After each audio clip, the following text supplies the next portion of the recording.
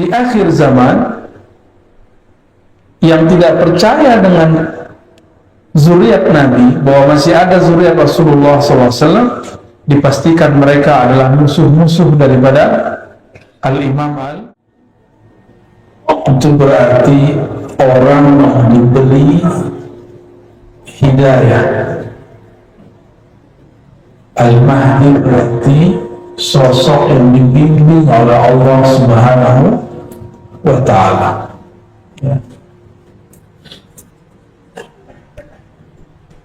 Maka kalau disebut Al-Imam Al-Mahdi, maka maknanya imam yang diguidance, yang dibimbing selalu oleh Allah Subhanahu wa Ta'ala qalbunya. Karena dalam hadis dikatakan wa may yu'min billah yahdi qalbah, wa may yu'min billah yahdi qalbah. Siapa yang percaya kepada Allah, maka Allah akan bimbing qalbunya.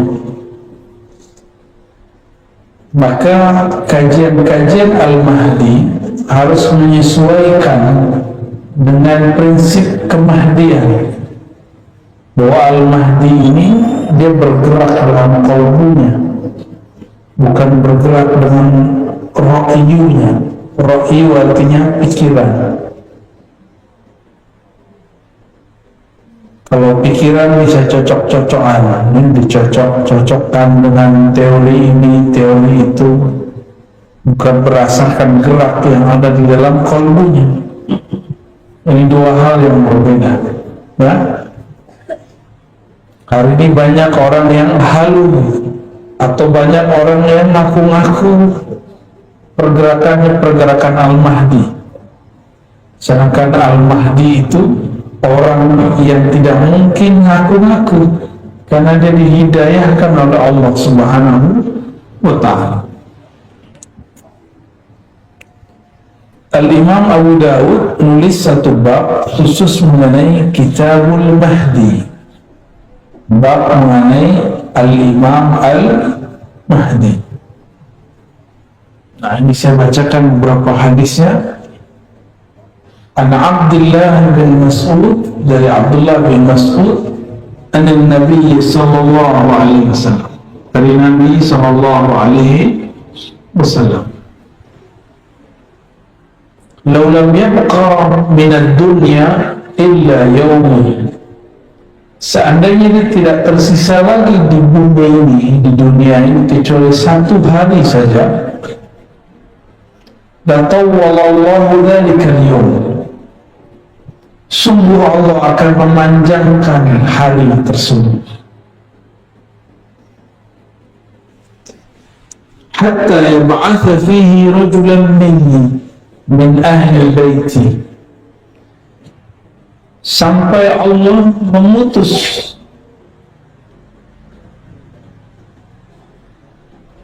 pada hari tersebut rajulan minni, seseorang laki-laki, minni, dariku. Dalam riwayat ini ditambahkan min ahli baiti, dari ahlu baitku. Berarti ahlu bait keluarga Rasulullah sallallahu alaihi wasallam. Ahlu bait itu yang inti. Jadi ada ahlu bait secara umum, istri-istri Nabi,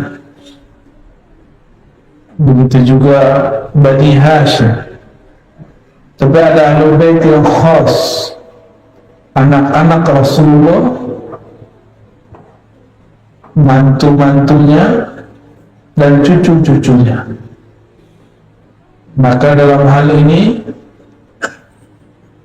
yang termasuk di dalamnya adalah Utsman, Ali.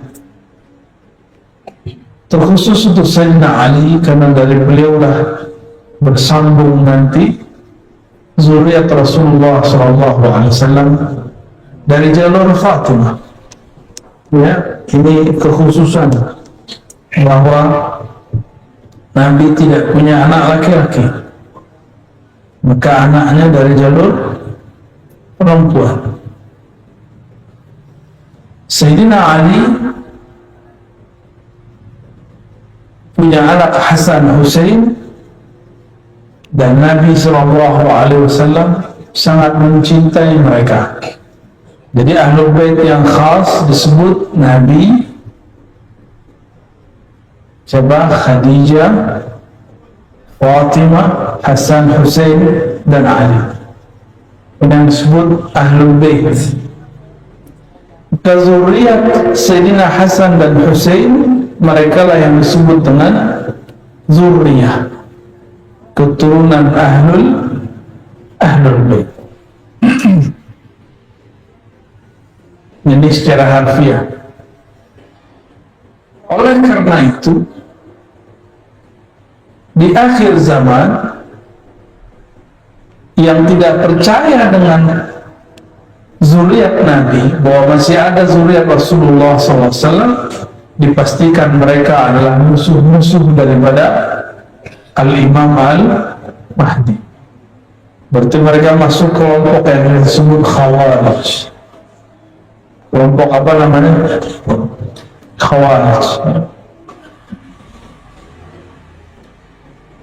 Lalu disebutkan di sini ciri-cirinya. Yuwatusmu ismi. Yuwati bahasa Arabnya muwata'ah. Muwata'ah berarti muwafaqah, munasabah. Sama namanya dan namaku. Ini secara harfiah. Tapi kembali kepada bahasa Arab, yuwatusmu ismi wasmu abihi ismu abi. Ya, tapi di riwayat lain tanpa kalimat abi. Ini yang paling sahih. Isimnya sama dengan isimku. Dalam banyak kajian saya sudah menjelaskan bahwa isim yang kita terjemahkan nama ternyata kurang tepat. Karena kalau sekedar nama, sudah banyak zuriat Nabi bernama Muhammad, benar, atau Ahmad, atau Mahmud, dan nama ayahnya Abdullah, sudah banyak.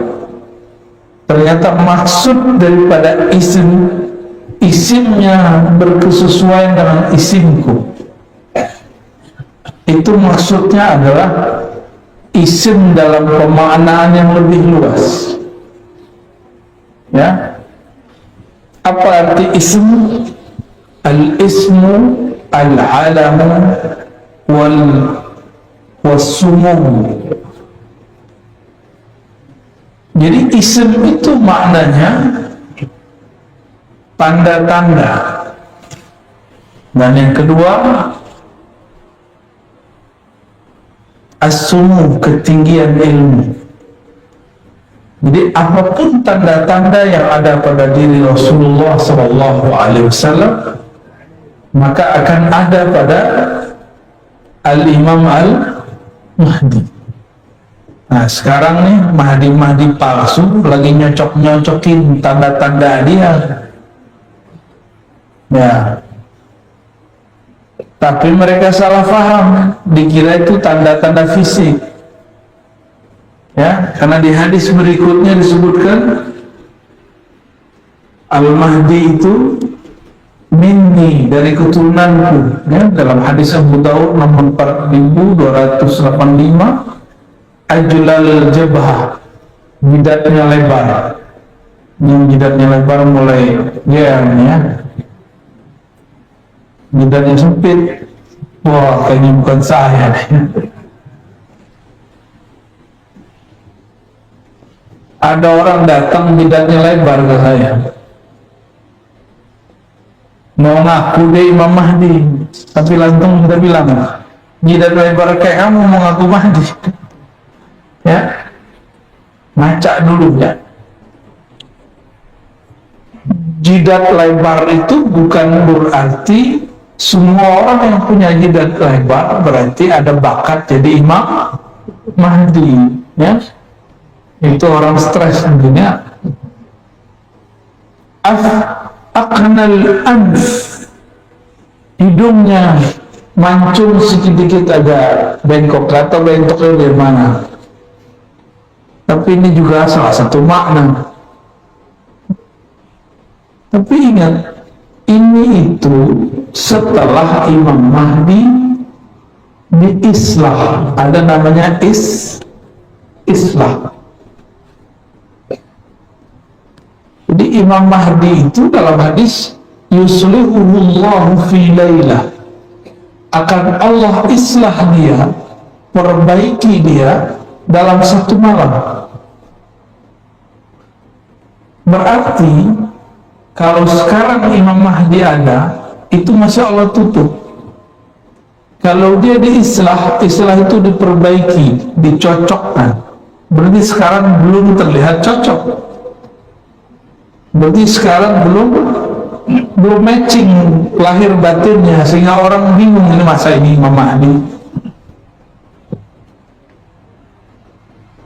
Tapi karena kajian-kajian akhir zaman ini berdasarkan cocok logi yang parah, banyaklah orang-orang yang jidatnya lebar, hidungnya agak mancung dikit, terus GR. Sepertinya saya lah Al-Mahdi. Ditambah pandemi datang, tambah stres, ya. Dan tidak satu dua yang ngaku kepada saya bahwa dirinya Al-Mahdi. Al-Mahdi itu bukan pencirian fisik. Maka kembali kepada hadis yang tadi,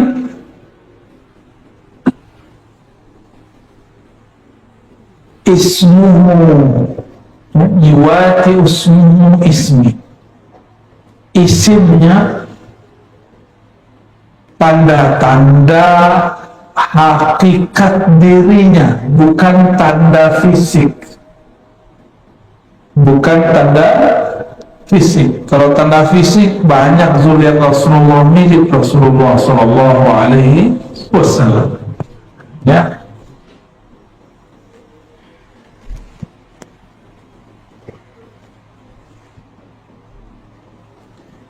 Lalu apalagi artinya?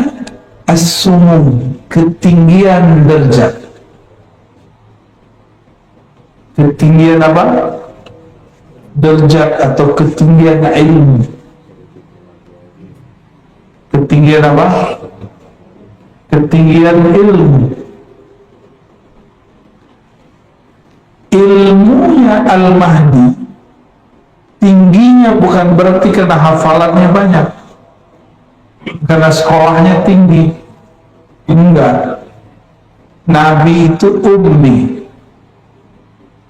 maka Al-Mahdi itu mirip-mirip ummi, tapi bukan berarti ummi dalam pengertian ahli sejarah. Ummi itu ada makna lainnya, induk, ibu, keibuan. Induk berarti sumber, itu disebut ummi. Coba Nabi Muhammad lahirnya di tengah kota atau di pedesaan?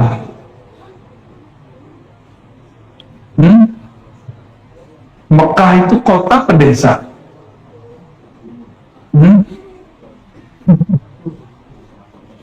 Desa atau kota tuh Mekah itu? Berarti nggak paham ya selama ini Mekah itu apa ya. Bayanginnya desa gitu ya, itu nggak ngerti sejarah. Nih kita kasih tahu, di tanah padang pasir yang dibutuhkan apa? Air. Maka di mana ada air itu menjadi pusat peradaban, menjadi kota besar. Di padang pasir di Hijaz, di mana pusat air? Di Mekah. Berkah kaki Sayyidina Ismail, maka keluarlah air. Ada orang safar, mereka minta air. Ada yang tidak pindah-pindah, terjadilah perkawinan, terjadilah perdagangan, terjadilah turun-temurun terus, dan sampai pada masa Sayyidina Muhammad SAW lahir beliau, itu Mekah sudah jadi kota besar, bukan kampung ya, bukan kampung, itu Ummul Qura. Disebut apa? Induknya semua desa-desa, itulah yang disebut kota. Kota besar itu, di mana ada air. Nah, itu pertama. Yang kedua, di mana ada tempat suci. Di Jazirah Arab tempat sucinya di mana? Jadi Mekah itu. Maka berkumpullah di situ dua hal yang hebat. Pertama, air Zam-Zam. Yang kedua, itu tempat suci. Jadi itu kota besar, Pak. Jangan dibayangin kota kecil. Karena ini kota besar, maka sulit untuk mengetahui siapakah sosok Nabi akhir zaman. Disitulah Allah keluarkan Nabi Muhammad SAW. Jadi Al-Imam Al-Mahdi itu nanti keluarnya di mana? Di kota besar, bukan di Balikpapan atau di desa kecil. Kotanya ibu kota besar, sehingga orang nggak kira. Kota besarnya nggak tahu di kota yang mana ya. Apakah di negeri kita atau negeri yang lain? Kan banyak kota besar, benar nggak? Banyak kota besar. Nah, kita tidak punya kewajiban mengetahui kota yang mana. Tapi kewajiban kita mengetahui ciri-ciri rohaninya. Adapun ciri fisiknya, setelah Allah islah dirinya, baru terlihat. Hidungnya mancung, ya, jidatnya lebar. Nah, itu nanti Pak ya, dioperasi dulu ya.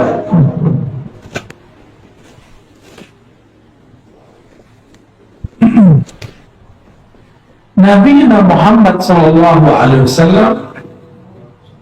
ketika kecil, kolbunya dibersihkan oleh Sayyidina Jibril, Sayyidina Mikail. Maka Al-Imam Al-Mahdi itu kecilnya pasti dibersihkan juga oleh Allah. Bukan mimpi, keadaan jaga. Karena Nabi Muhammad SAW mengatakan, waktu aku kecil, tiba-tiba ada dua makhluk putih bersayap turun dari langit, mengeluarkan isi jantung, lalu membersihkan dua roda hitam di dalamnya.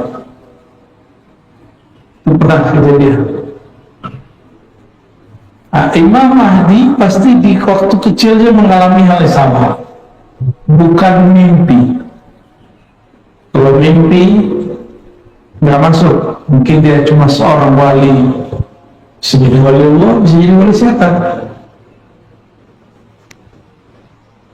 Apalagi Nabi Muhammad SAW ketika beliau jalan di pohon ucapin salam, jidatnya lebar.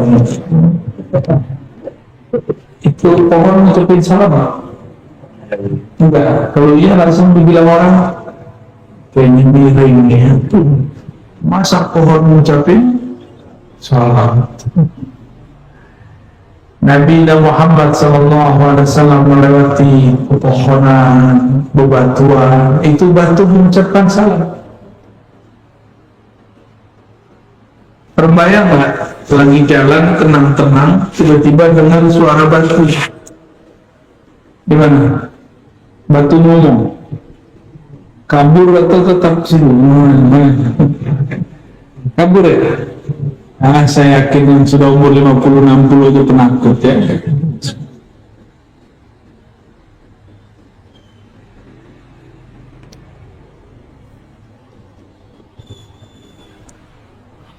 Saya kira yang penakut itu anak kecil, ternyata orang gede lebih penakut dari anak kecil.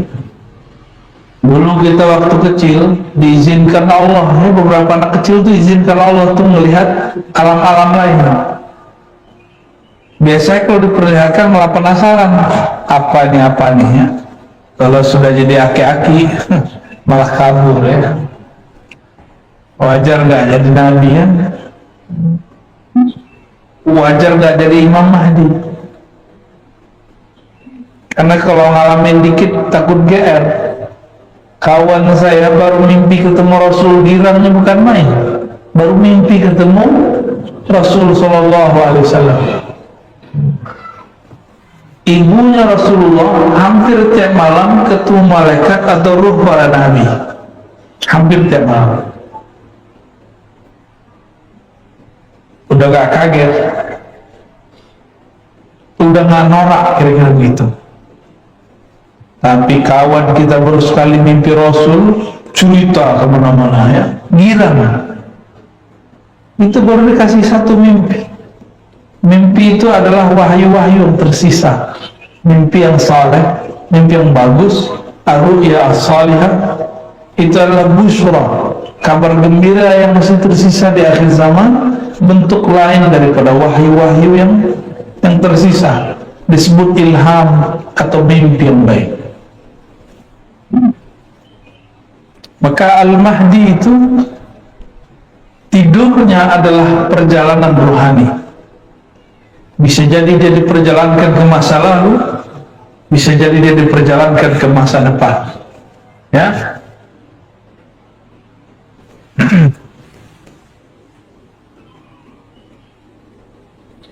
Lalu apa yang terjadi sebelum Al-Mahdi keluar?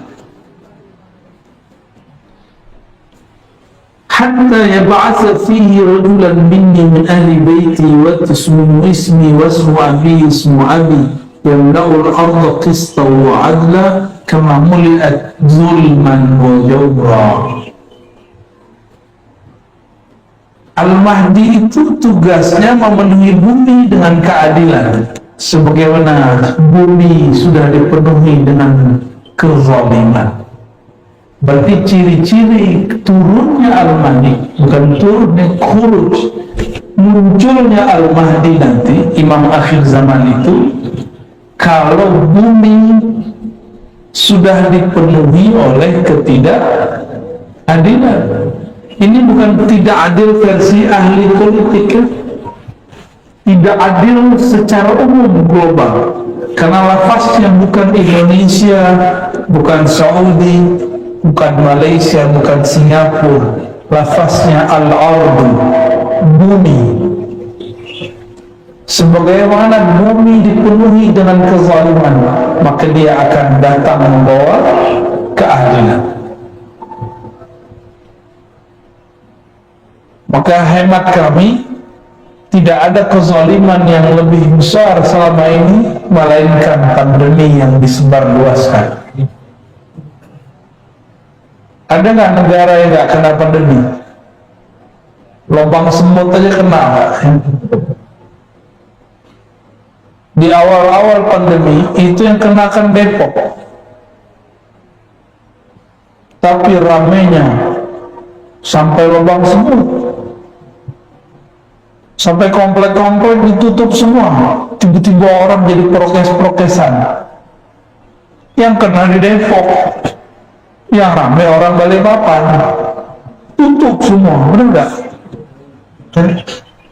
Hebatnya berita, ya, hebatnya orang bikin berita. Itu yang bikin ketawa-ketawa, Pak, kita ketakutan. Yang nyebarin virus itu ketawa-ketawa, kita ketakutan. Virusnya ada, cuma beritanya diada-adakan. Masa yang kena di mana, yang nutup kompleks di mana? Kita dimain-mainin semua, dan itu sudah tidak adil. Udah begitu ekonomi hancur, benar ya? Habis hancur, apalagi banyak toko-toko tutup. Kawan kita di Jakarta, di Tanah Abang, banyak pulang kampung stres, banyak tutup buku, Bukan hanya bukunya ditutup, toko-tokonya ditutup.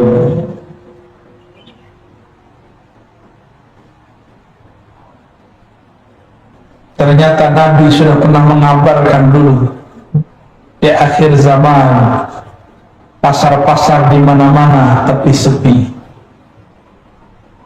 Maka sekarang depan komplek sudah ada toko-toko kayak pasar tapi sepi. Maksudnya apa? Orang nggak belanja lewat pasar. Nabi kan nggak mungkin bilang nanti di akhir zaman ada Tokopedia, ada Lazada, ada Shopee, kullu bid'atin dhalalah. Nggak mungkin Nabi bicara dengan lafaz-lafaz begitu. Tapi Nabi kan diperjalankan ke masa depan, ke masa kita, dan Nabi lihat orang-orang menggunakan handphone. Tapi kan nggak mungkin Nabi bilang nanti ada benda kecil dipencet-pencet. Nggak mungkin Nabi ngomong begitu ya. Nabi ngomong dengan bahasa para sahabat. Ini handphone canggih ya. Mau berangkat ke Jakarta tinggal pencet-pencet kan? Zaman kita dulu masih kecil, waduh, masya Allah. Apa namanya dulu? Warung Telkom nama? Wartel, bukan warteg ya. Wartel, ribet. Nelfon 5 menit, kenanya 50.000. Sekarang Bapak bisa telepon sepanjang-panjangnya, secapek-capeknya, sampai doer videonya boleh, sampai habis tuh baterainya boleh, tapi nggak nyampe 50.000. Ke depan fasilitas hidup tambah mudah, tapi kadang manusia dimanjakan, maka perasaan dia susah sedikit, terasa susah sekali. Kita ini terlalu manja, Pak. Dulu kita biasa kemana-mana jalan kaki, benar. Sekarang cuma 100 meter pakai mobil. Gaya benar ya.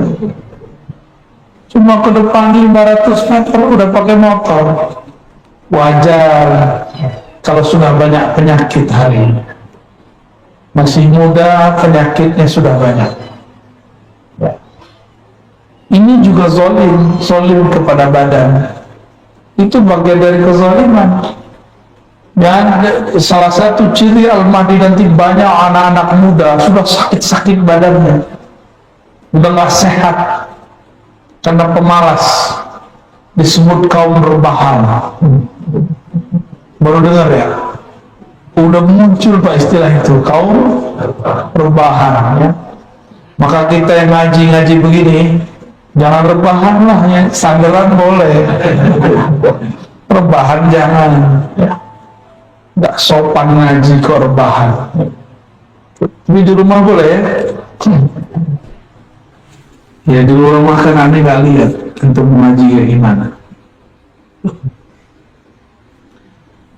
Maka disebutkan seandainya hanya sisa 1 hari kiamat, maka di hari itu Allah panjangkan rasanya ribuan tahun. Ya ba'asu, Allah kirim nah ini bahasanya ya ba'asullah rajulan, Allah utus. Berarti Al-Mahdi ini utusan juga, cuma bukan sebagai Rasul, bukan sebagai Nabi, sebagai wali. Oh berarti wali diutus? Oh iya, wali itu ada tugasnya, maka disebut wali. Wali kota aja ada tugasnya, masa waliullah nggak ada tugasnya? Waliullah itu kerjanya bukan mengamegang tasbih doang ya. Kalau mengamegang tasbih doang mah ahli zikir biasa itu. Wali Allah itu orang yang ditugaskan oleh Allah untuk menjaga alam semesta. Maka ada wali Allah di gunung, ada wali Allah di sungai, ada wali Allah di laut, ada wali Allah di kutub utara, di kutub selatan, ada wali Allah jagain awan, ada wali Allah jagain batu bara tuh biar gak kebakar terus. Makanya aneh, musimnya selalu ada hujannya, benar gak? Kalau enggak kebakar terus itu kalau nggak ada wali Allah nggak jadi. Kekasih Allah, kekasih Allah ini doa-doa mereka menyejukkan alam semesta, zikir-zikir mereka menenangkan alam semesta, langsung tenang itu alam. Allah itu memandang ke dalam kolbunya alam adalah wali Allah. Kolbunya alam adalah, jadi kalau sudah tidak ada wali-wali Allah itu kiamat bumi. Wali Allah itu bukan orang sakti, tapi orang yang kenal kepada zat yang maha sakti. Itulah puncaknya nanti pada Al-Imam Al-Mahdi. Di dalam hadis Imam Ahmad dikatakan, seperti yang pernah saya sebutkan dalam banyak tempat, itu imam akhir zaman, khilafahnya ala minhajin nubuwah, pemerintahannya bukan lagi monarki demokrasi. Jadi kita nggak nyalahin demokrasi, nggak nyalahin monarki, emang itu udah sunnatullah. Nanti beliau pemerintahannya, minhajnya, sistemnya, sistem nubuwah. Nubuwah itu beda dengan risalah. Nubuwah itu beda dengan ilmu fikih, apalagi ilmu hadis. Arabi cuma bilang mana dalilnya, itu nggak cukup lah. Nubuwah itu ilmu yang Allah turunkan, yang Allah simpan di dalam kolbu kekasih-kekasihnya. Itu disebut dengan nubuwah. Maka Al-Mahdi itu dia bergerak dengan gerakan di dalam kolbunya berdasarkan petunjuk dari Allah Subhanahu wa Ta'ala. Bukan hanya sekedar hafalan Al-Quran, dia dapat ilham langsung dibimbing oleh Allah. Dan nggak mungkin lah ya Al-Mahdi main YouTube ya.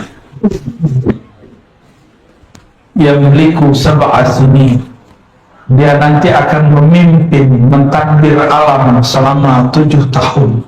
Di riwayat lain 5 tahun, ada yang paling panjang menyebutkan 9 tahun. Tidak usah khawatir, Pak.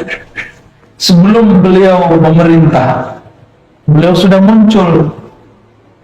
Di saat itu terjadi paceklik di alam semesta, lalu puncaknya 40 hari Ad-Dajjal, Al-Masihud Dajjal keluar. Tapi 40 hari sama seperti 40 tahun. Lama rasanya.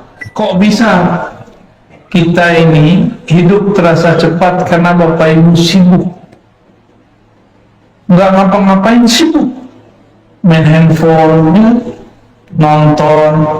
Dulu di zaman kita masih kecil, orang nonton aja dimarahin guru. Sekarang guru-gurunya main handphone. Maka waktu sebentar sekali, sudah tak terasa sudah 2 tahun kita hidup bersama pandemi. Bapak belum talak-talak juga dia ya? Karena dia nggak mau ditalak dia. Benar 2 tahun? Tegangnya kok udah hilang. Kayaknya dulu kalau masuk masjid orang nggak pakai masker langsung dipelototin. Padahal yang kena orang Depok. Tutup musola nggak dulu? Tuh? Dilarang tuh. Semua ketakutan, Pak. Itu bukan pemerintah yang salah, bukan imam masjid yang salah. Emang sudah begitu masanya. Bukan hanya musola masjid, gereja ditutup, ya, wihara ditutup semua. Jadi jangan kita kemudian pakai otak konspirasi, abal-abalan. Konspirasi itu ada ilmunya, ada teorinya, jangan pakai teori abal-abalan. Wah, ini tanda nih, tanda ingin menghancurkan umat Islam nih. Oh, mesti ditutup. Ya salam. Kristen juga tutup gerejanya. Yang waras kalau mikir, ya, mikir itu yang cerdas sekalian, yang kritis sekalian, benar sekalian. Ya. Jangan ngomong nanggung kalau kritis.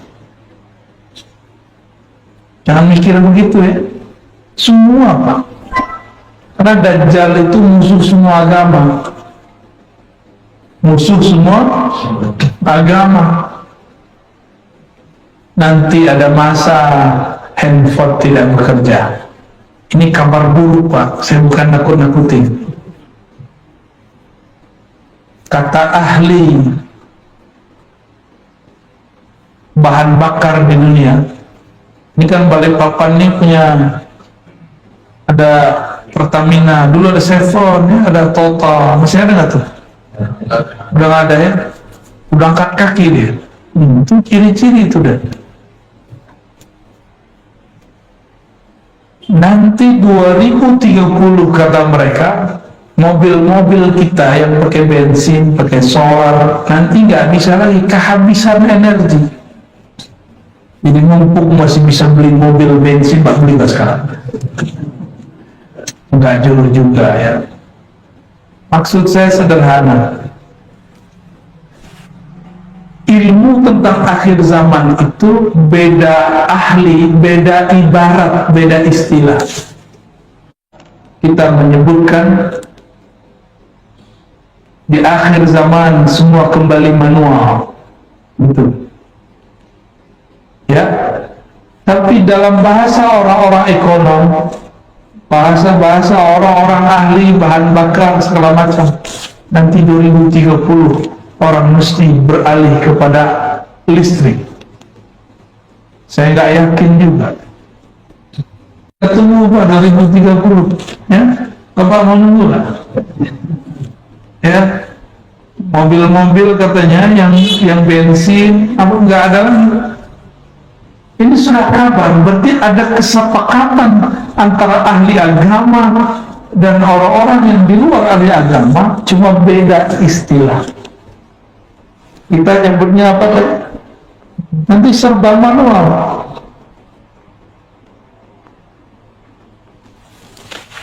Gimana Pak? Takut nggak?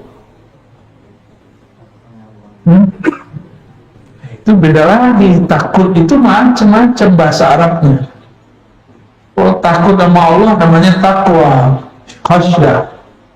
Ada khauf, itu beda lagi. Ada hazard. Bapak takut nggak sama Allah? Katanya takut sama Allah. Ya? Waktu pandemi orang buka masker batuk-batuk takut. Itu namanya waspada.